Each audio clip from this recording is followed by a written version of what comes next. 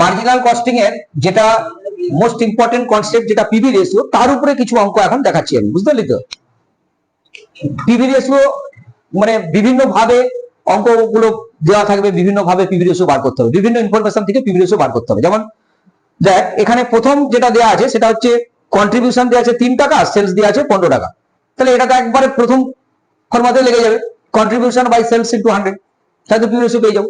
তাহলে এখানে কন্ট্রিবিউশন কত টাকা দেওয়া আছে? 3 টাকা, আর সেলস দেওয়া আছে 5 টাকা। তাহলে আমাদের প্রথম ফর্মুলাতে লাগিয়ে দিচ্ছি আমি, সেটা কি না, এটা কত দাগ? এ দাগ, তাই তো? কেস এ, কেস এ, এটা সমান কি হচ্ছে? Contribution by sales into 100। এখন এখানে যেটা দেওয়া আছে সেটা 3 টাকা, আর যে 15 টাকা দেওয়া আছে এটা পার ইউনিট হলেও ওই একই হবে, আর যদি টোটাল হয় তাহলেও সেই একই হবে। তো এখানে যেহেতু কিছু লেখা নেই, আমি কিছু লিখছি না, আমি কন্ট্রিবিউশন বাই সেলস লিখে দিলাম। বোঝা গেছে তো? তো এটা সমান তাহলে কি হচ্ছে? 3 টাকা বাই 3/15 ইনটু 100। কত পার্সেন্ট হবে এটা? কত হচ্ছে? কাটবো না নিজে করে দিন। 5 3 15, আর 5 20 100, 3 3 কেটে গেল, সমান কত? 20%। ঠিক আছে, পরেরটা দেখো, কেস বি। সেলস দিয়ে আছে 10 টাকা, ভ্যারিয়েবল কস্ট দিয়ে আছে 4 টাকা।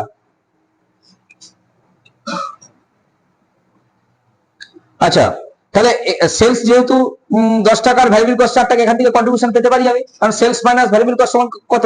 কি সেলস মাইনাস ভ্যারিয়েবল কস্ট সমান কি? কন্ট্রিবিউশন। তাহলে প্রথমে কন্ট্রিবিউশন বার করো। কন্ট্রিবিউশন, আচ্ছা একবারে লিখে দিই, কন্ট্রিবিউশন বাই সেলস ইনটু 100। তো কন্ট্রিবিউশন এখানে কত টাকা দিয়ে আছে? কন্ট্রিবিউশন দেওয়া নেই, তার জায়গায় কি দিয়ে আছে? সেলস। সেলস 10 আর ভ্যারিয়েবল কস্ট 4, এটা কত হচ্ছে? 10 - 4। কন্ট্রিবিউশন সমান কত হবে? 10 - 4 বাই সেলস কত? 10 ইনটু 100, তার সমান কত হচ্ছে? এটা 6/10 ইনটু 100 সমান কত? 60%। বুঝে গেল? কেস বি গেল। কেস সি দেখো কি বলেছে? ভ্যারিয়েবল কস্ট 4 টাকা, কন্ট্রিবিউশন 4 টাকা। ভ্যারিয়েবল কস্ট আর কন্ট্রিবিউশন যোগ করলে কি পাবো? সেলস। কারণ কন্ট্রিবিউশনের মধ্যে তো ফিক্সড কস্ট প্লাস প্রফিট দুটোই আছে। কন্ট্রিবিউশন মানে ফিক্সড কস্ট প্লাস প্রফিট। আমাদের যে মার্জিনাল কস্ট ইকুয়েশন দিয়েছিলাম সেখানে কি লিখেছিলাম? সেলস সমান কন্ট্রিবিউশন প্লাস ভ্যারিয়েবল কস্ট লিখেছিলাম না? লিখিনি আমি?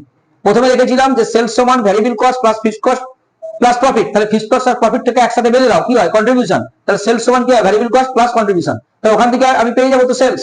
তাহলে প্রথমে আমি সেলসটা বার করে নেবো। সেলস সমান কত? সেলস সমান কন্ট্রিবিউশন কত দেওয়া আছে? এই কন্ট্রিবিউশন বলছি, হ্যাঁ, কন্ট্রিবিউশন কত আছে? 4 টাকা। আর ভ্যারিয়েবল কস্ট কত আছে? আচ্ছা, এটা লিখি আমি। সেলস সমান কি?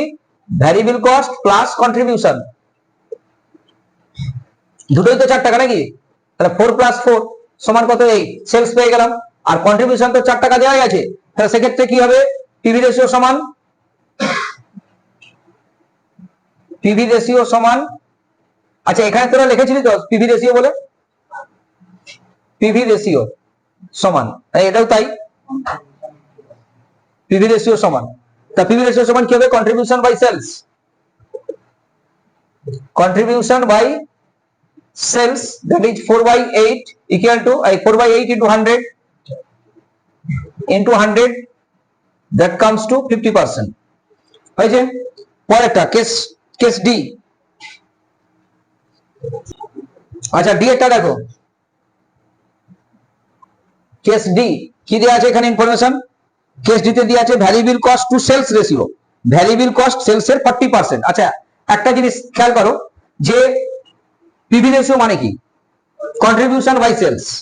তাহলে সেলস সমান কি হয়? সেলস সমান কন্ট্রিবিউশন প্লাস ভ্যারিয়েবল কস্ট। এখন আমি যদি বলি কন্ট্রিবিউশন সেলস এর 20%, তার মানে PV ratio 20%। Contribution to sales বলছি আমি কত পার্সেন্ট? 20%। তাহলে ভ্যারিয়েবল কস্ট টু সেলস কত হতে হবে আমার? এটা তো 100, তাহলে এই দুটোর যোগফল হচ্ছে সেলস। এটা যদি 100 আর এটা 20 হয়, তাহলে এটা কত হতে হবে? 80 হতে হবে। তাহলে variable cost to sales percentage কত হতে হবে? 80%। তার মানে যে কোনো একটা পার্সেন্টেজ দেওয়া থাকলে আমরা অ্যানাদার পার্সেন্টেজটা উই ক্যান গেট ইজিলি। তাহলে এখানে আমাদের ভ্যারিয়েবল কস্ট টু সেলস একটা পার্সেন্টেজ দেওয়া আছে। ভ্যারিয়েবল কস্ট টু সেলস কত বলা আছে এখানে আমাদের? দেখো 40%, দ্যাট ইজ পিভি রেশিও সমান কত? 60%। তাহলে লিখবে এখানে কি লিখবে? পিভি রেশিও সমান, পিভি রেশিও সমান 100% মাইনাস কি লিখবো? না, ওটা আগে ফর্মুলা লিখতে হবে তো। 100% minus variable cost to sales ratio minus variable cost to sales ratio, এটা সমান কত তাহলে? 100% মাইনাস 40%, দ্যাট ইজ ইকুয়াল টু 60%। বোঝা গেল? এবার কেস ডি, এই কেসই কি দেওয়া আছে দেখো। কেস ইতে বলছে যে ফিক্সড কস্ট দেওয়া আছে 2000, প্রফিট দেওয়া আছে 4000, সেলস দেওয়া আছে 6000। কন্ট্রিবিউশন সমান কি হয়? Fixed cost plus profit. তো ওখান থেকে আমি কন্ট্রিবিউশন পেয়ে যাচ্ছি, আর সেলস তো দেওয়া আছে, পার্সেন্টেজ করে দেবো। তাহলে প্রথমে বার করতে হবে কন্ট্রিবিউশন সমান contribution equal to fixed cost plus profit. Fixed cost plus profit সমান কত? ফিক্সড কস্ট আছে 2000, প্রফিট কত? 400। 2000 প্লাস 400 সমান 2400, এটা আমাদের কন্ট্রিবিউশন হয়ে গেল। Now PV ratio, PV ratio সমান contribution by sales into 100, that is 2400, এটা কন্ট্রিবিউশন। আর সেলস কত বলা আছে? 6000 নাকি? 6000 ইনটু 100 সমান 40%। 40 হচ্ছে তো? 40%। এটা গেল ইয়েরটা। এবার এফ, এফেক্টটা দেখো। এটা কোন ফর্মুলা কাজে লাগাবো? Change in profit by change in sales. এফে কি দিয়ে আছে? ইয়ার 1 এর সেলস দিয়ে আছে, ইয়ার 2 এর সেলস দিয়ে আছে, ওখানে চেঞ্জ ইন সেলস পেয়ে যাবো। তারপরে প্রফিট দিয়ে আছে ইয়ার 1 এ 60000, ইয়ার 2 তে দিয়ে আছে 75000, ওখান থেকে চেঞ্জ ইন প্রফিট পেয়ে যাবো। Change in profit by change in sales সমান কি হয়ে যাবে? PV ratio. দিয়ে আছে তো ফর্মুলাটা, কি রে? হ্যাঁ,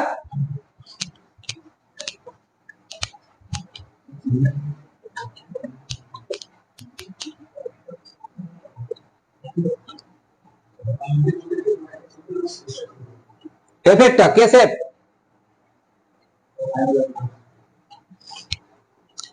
আচ্ছা, এখানে তাহলে প্রথমে এক কাজ করো, এখানে এটা লিখবে যে ইয়ার 1, ইয়ার 2,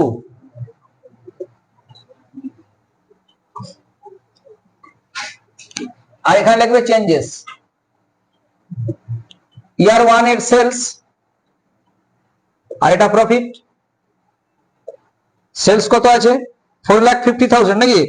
ইয়ার 1 এ 4,50,000, আর ইয়ার 2 এর সেলস দিয়ে আছে 5,10,000। চেঞ্জেস কত হলো? 60,000। কি রে? চেঞ্জেসটা 60,000। এখানে প্রফিট কত দেওয়া আছে? ইয়ার 1 এ 60,000 নাকি? 60,000, আর ইয়ার 2 এর প্রফিট দেওয়া আছে 75,000। চেঞ্জেস কত? 15,000। তা change in profit change in sales দুটো পেয়ে গেছি তো আমরা। তাহলে অতএব পিভি রেশিও সমান PV ratio equal to change in profit divided by change in sales into 100, that is 15,000 divided by 60,000 into 100 সমান কত হচ্ছে? 25। কি রে? সমান 25%।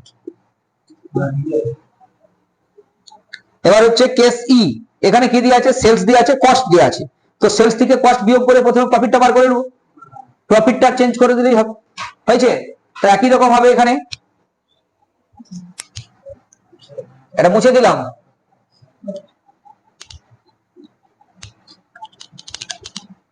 এখানে সেলসের জায়গায় শুধু কস্ট লিখবো, আর কিছু না। এখানে কি লিখবো? এটা কস্ট, আর এটা প্রফিট। আচ্ছা, সেলসটা কত দিয়ে আছে দেখো? 1,50,000 নাকি? এটা হচ্ছে 1,50,000, আর ওখানে সেলস দিয়ে আছে ইয়ার 2 তে 70,000, ইয়ার 2 তে 70,000। তাহলে চেঞ্জ ইন সেলসটা কত হচ্ছে? 80,000 নাকি? 80,000। কস্টের চেঞ্জ আমার দরকার নেই। এটা কত হচ্ছে? এখানে কস্ট দিয়ে আছে 1,20,000 নাকি? তাহলে 1,20,000। তোরা অঙ্কটাকে দেখিস নি নাকি? আমি উল্টো দিকে দেখে দিয়েছি। এটা হচ্ছে 30,000 প্রফিট, আর এখানে কত ছিল? 80,000। 80,000 তো টোটাল কস্ট হচ্ছে 80,000। আচ্ছা লসই আসবে ওখানে, জিনিসটা কনসেপ্টটা একই আছে। তাহলে এখানে কত হচ্ছে -10,000, তাই তো? তাহলে এখানে কত হবে 40,000, এখানে কত হচ্ছে 40,000। চেঞ্জ ইন প্রফিটটা কত আসছে 40,000।